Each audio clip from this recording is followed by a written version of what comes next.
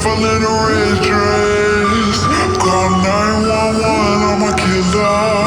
You know I hate to confess. Bang, bang, got my hand on the trigger. A young boy was murdered, encased in concrete by his aunt and uncle. The pair moved and then hauled the concrete slab with the boy encased inside from Washington to California, along with his younger brother, who was still alive. Would the younger brother survive this new house of horrors? Hello, my name is Holly. Welcome to the Murder She Shed, the place we honor the dead right from my little she shed. Just make sure you smash that subscribe button so you can make sure and find your way back to my channel in order to discuss rarely told true crime cases. Yeah, like that. Ricky and Conrad Morales were the youngest of 6 children. The 2 oldest siblings died of sudden infant death syndrome. The boys lived in West Covina, Washington, with 2 sisters and their parents, Rosa and Conrad Morales. Conrad Morales, who was the bio father of his young sons, Conrad and Ricky, and their 2 sisters, was raised in a low-income projects of LA and became a victim of his environment and himself. He grew up into a life of drugs, a demon he was never able to conquer, surrounded by gangs and violence. At 23, he found himself in prison in the United States, later to be deported to Mexico. Not permitted to re-enter the U.S., Conrad's 4 children were shuffled between their mother, relatives, and foster homes. Rosa, their mom, lived in a drug house. The house was well known by cops and was raided several times in the 90s. The children repeatedly were traumatized by exposure to drug deals and SWAT team raids when officers blasted locks and broke down doors. Conrad was 1 when social services first entered his life. His arm broke in a fall from a 2nd-story window on the same day his 4-year-old sister ingested PCP and had to be put in the hospital. The children were placed in foster care for months before returning to their mother on that incident. Over the years, LA County social workers would investigate at least 5 more allegations of abuse or neglect involving the children and various relatives. When Child Protective Services intervened, Rosa took classes and submitted to drug tests to get her children back. She gave up her boys for the last time in 2004, when her parole for a drug violation was revoked and she ended up serving time in prison. She left Conrad and Ricky with her mom. But within a few months, Rosa let Conrad move to Washington to live with her brother and sister-in-law, RAUL, Ricardo, and CATHY SARINANA, while Ricky was left with his grandma. Around a year later, close to Halloween, now 10-year-old Ricky wrote, "Die, Ricky, die" on his arm. When his teachers discovered the writing, he told her, "You just don't know what's going on at my grandma's house." And he told his teacher, "My life is not worth living." Fearing that Ricky wanted to delete himself, authorities admitted Ricky to a psychiatric hospital. Meanwhile, DCFS was being told by Conrad's aunt and uncle that he was doing great at their house. By this time, Rosa had been released from prison but was in no position to reclaim Ricky or Conrad. According to Rosa, the social worker told her, "Conrad seems to be doing fine in Washington, so why don't you just send Ricky to Washington too? You've got 1 week to send him to Washington or I'm going back to court and your kids are going back into foster care." In hindsight, it would have been in the best interest of these boys for the social worker to have done her job and just sent the case back to family court. But instead, Ricky was sent to live with his Uncle Raul and Aunt Cathy too. At first, things seemed to be going well with this newly created family. Raul reported to his family that both boys were excelling in school, getting good grades, making friends, and playing on the local sports teams. He wove a tale that painted a perfect life with the boys, prospering and flourishing into their new home. But soon the family would learn that it had all been just a monstrous lie. Friends and neighbors noticed Conrad wearing makeup to hide black eyes and bruises. Conrad told a girl in his 7th grade class that his aunt and uncle were hitting him and that his uncle was cutting him and SIing him. It was alleged that Aunt Cathy, who weighed almost 500 pounds, would sit on the boys sometimes, restricting their breathing. After local police notified Washington Child Protective Services, they opened an investigation, only to close the investigation and call the allegations unfounded. After this, both boys were pulled out of public school and was allegedly homeschooled. But really, they just wanted to keep the boys secluded so they wouldn't rat on them again and people wouldn't see their bruises after they were being beat and tortured by this awful aunt and uncle. Neighbors would never see the family except the couple without the boys could be seen at an occasional garage sale. A counselor working with Aunt Kathy called County Child Protective Services in July of 2005 to report that Kathy had told her that Conrad had essayed his younger brother Ricky. The couple told the counselor because of this sent Conrad back to California. The department assumed Ricky was no longer in danger because Conrad was gone, and DCFS did not confirm that Conrad was actually sent to live with relatives. It was another lie by the aunt and uncle, when in actuality Conrad had already been murdered and his body encased in concrete. Not long after this, the family reported Conrad had run away in October, saying he had fled with an elderly gay lover. Conrad was only 13 when he supposedly ran away with this grown man. I suppose they felt like they couldn't continue to say that Conrad was with relatives because they feared that CFCS would eventually check their claim out. Plus, they told family members the same lie. 3 days after this claim, the family moved to Corona, California, in a one-bedroom duplex. Uncle RAUL and Aunt Kathy had 2 bio children of their own that lived in this tiny duplex. Once again, Ricky was not enrolled in school. Neighbors and servers at a Corona restaurant saw Ricky with black eyes, bruises, and cuts. A grocery store employee reported seeing Uncle RAUL kicking Ricky. Neighbors on Bell Avenue pitied the child who sold his toys at weekend yard sales and felt something didn't seem right. Aunt Kathy made Ricky be her slave and pick up after not only her and the uncle, but also their 2 bio children. When Ricky was asked by friends how he had received a black eye or bruise, the boy responded that he had been in a fight, an excuse his Aunt Kathy had instructed him to use. Some family members worried Ricky seemed unhappy and that his phone calls had a rote practice tone, as if he was reading from a script. But they chalked this up to shyness and did not suspect he was in danger. Ricky was forced to sleep in the bedroom closet. It was filled with feces, since he was locked in it for extended periods of time. Even while in California, the aunt and uncle were turned in several times to CPS for suspected CA. 2005, Rosa, Ricky's mother, decided it's time for Ricky to come live with her again. So Uncle RAUL gave Mom their new address, but when Ricky's other aunt and Mom tried to pick him up from that address, they realized Uncle RAUL had given them a fake address. On Christmas of 2005, Ricky called his mother and told her he did want to come live with her, and that is the last time she would hear Ricky's voice.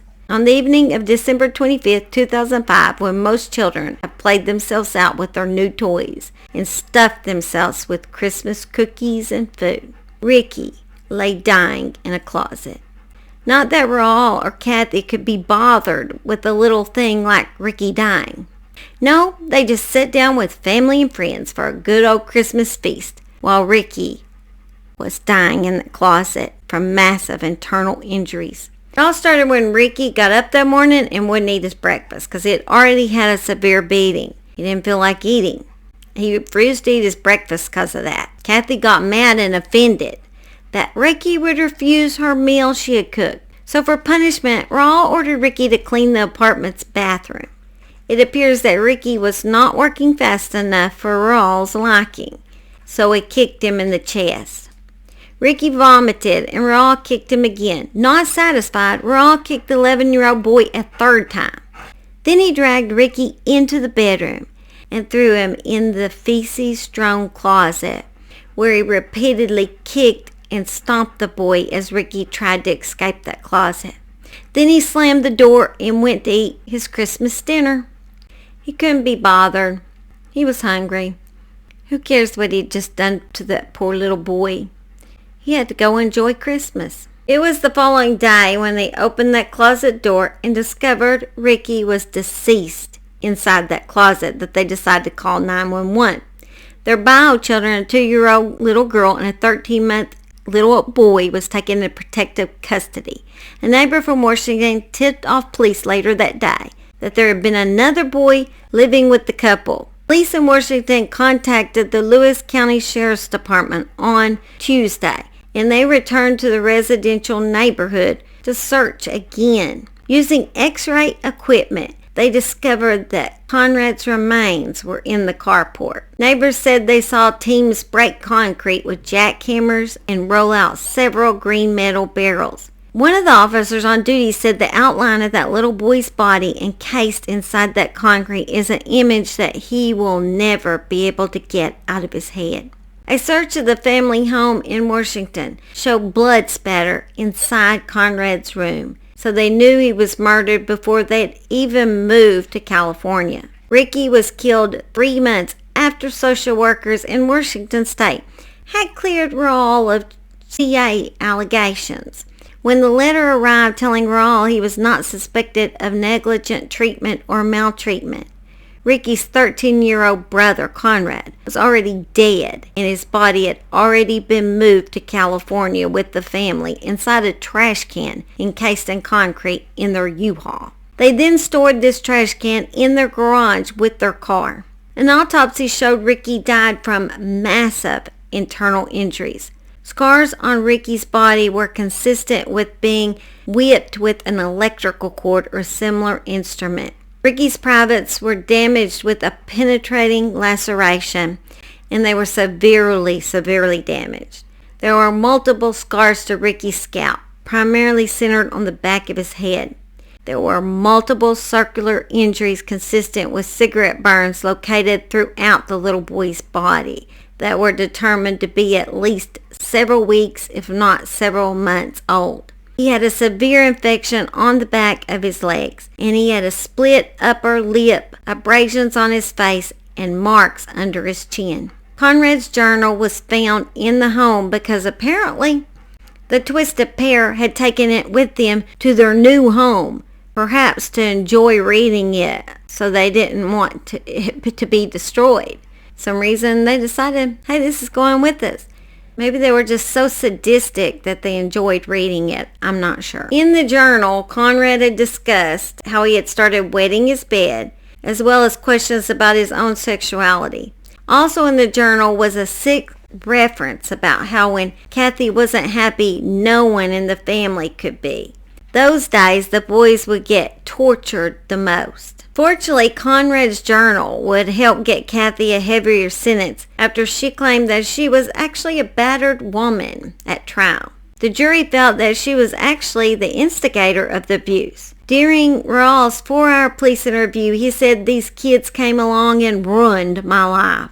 RAUL admitted he killed Ricky, but he claimed it wasn't intentional. He told police he had tried to discipline Ricky, first hitting him with a belt and later kicking him. RAUL said he checked on Ricky periodically throughout Christmas Eve, but he told the holiday guests who came over that day that Ricky had gone to his grandmother's house. All along he was in that closet dying. Finally he realized Ricky was nearly dead, but rather than call for help, he said he just covered the boy with a blanket and pulled a hat down over his face. RAUL said several times that he didn't call police until the next day because he didn't want CATHY to know that Ricky was dead because she had cancer, and he was afraid of what the stress would do to her. Like it mattered at that point. They were going to prison. RAUL told the detective that Ricky had started out as a good kid, but the boy became disrespectful. RAUL said he wouldn't obey CATHY. He lied, he wet his bed, he would refuse to eat or would throw up afterwards, and he cut himself with kitchen knives. He said when taking away TV privileges and toys didn't get Ricky to shape up, he and CATHY began beating the boy. First they used a belt, and after that wasn't enough, RAUL would kick him. Not to mention, he doesn't even discuss the essay that he perpetrated on these little boys. I don't know how they knew that Conrad had been essayed. Maybe he wrote it in the journal because They really couldn't do an autopsy on his body because he's encased in that concrete, but they knew from the look of the way Ricky looked that he had been essayed. Just sad.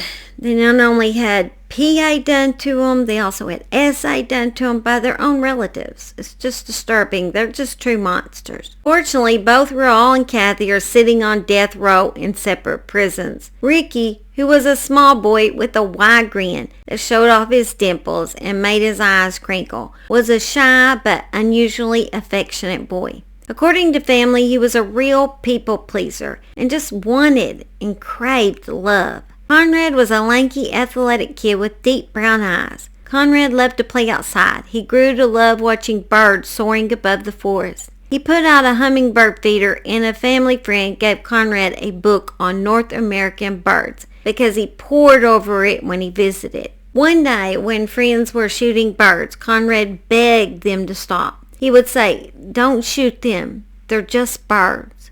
They never hurt anybody." When Conrad was enrolled at White Pass Junior-Senior High School in Randall, Washington, he was described as hyperactive and a bit of a class clown. He was popular in his class and made everybody laugh. Teachers remember Conrad as a hard worker who always sought extra credit. Ricky and Conrad, may you forever both rest in peace. Hey, Conrad, maybe now you have those wings. You can fly like a bird. So sad. I don't ever understand how there's such evil people in this world. Never understand it, sadly. Anyway, guys, I love y'all, and I just wanted to get this one case out to you. And, I'm going to go in and start working on my new house. I got a lot of things left to do. A lot of y'all know I had a tornado last April, and we just got finished rebuilding. My house was destroyed. And so it's taken us so long to rebuild, and I'm so excited I'm getting my new house back together, and it's such a great feeling. Anyway, I'm going to go do that, and I'll let y'all go. Love y'all. Have a great day. Bye. The devil in a red dress. Call 911, I'm a killer. You know I hate to confess. Bang, bang, on my head, bang, on my head, bang, on my head.